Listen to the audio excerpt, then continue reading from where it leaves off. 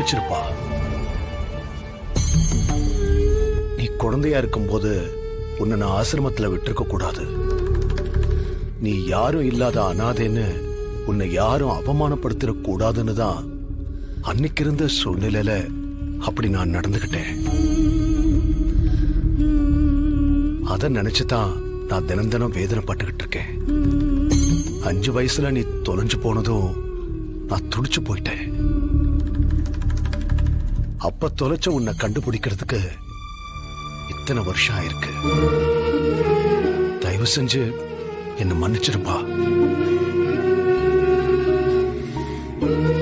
ஜீவா, மாமாவை பார்த்தல, நான் தான் அத்தடா. அதோ அங்க இருக்காரே, அது சின்ன மாமா சிவா. இதோ இவன் வந்து உன் அண்ணன் சீனு. இது உன் அண்ணி மாயா. இவங்க உன்னோட பாட்டி ரமணி அம்மா. அங்க இருக்கிறது பெரியப்பா மணி. அப்புறம் அது பத்மா பெரியம்மா. அது பார்வதி உன் சின்ன அத்தை. ஏன் ஜீவா வீட்டுக்கு வர மாட்டேங்கிற? நீங்க வந்து எங்க கூடயே இருக்கலாமேப்பா. இது உன் வீடு தானே. நாங்க எல்லாரும் உனக்கு இருக்கோம். உனக்கு உனக்கு எந்த பிரச்சனை வந்தாலும் சொல்லு. நாங்க இருக்கோம்ல, நாங்க தீர்த்து வைக்கிறோம்.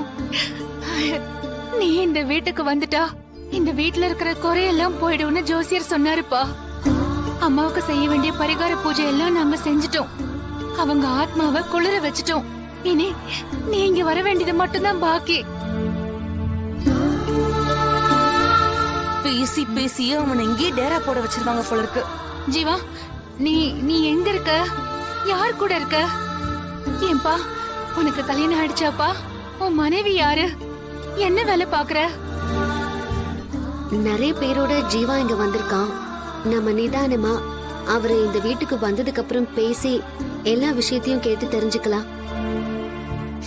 ஐயோ, நான் கொஞ்சம் உணர்ச்சி வசப்பட்டுட்டேன். சரி சரி, எப்படியும் நம்ம ஜீவா நம்ம வீட்டுக்கு தானே வர போறான். எங்க போயிட போறான்? அத்தை, கோச்சிக்காதீங்க அத்தை. என்னை தூக்கி வளர்த்தவங்களுக்காக நான் ஒரு நன்றி கடன் பண்ண வேண்டியிருக்கு. அதை முடிக்காம நான் இங்க வர முடியாது. இப்ப நீங்க கேட்டதுக்காகத்தான் நான் இங்க வந்துட்டு போறேன். கண்டிப்பா நான் இங்க மறுபடியும் வருவேன். இங்கேயே இருப்பேன். கண்டிப்பா நீ சீக்கிரம் வந்துடணும்பா. சரி அத்தை.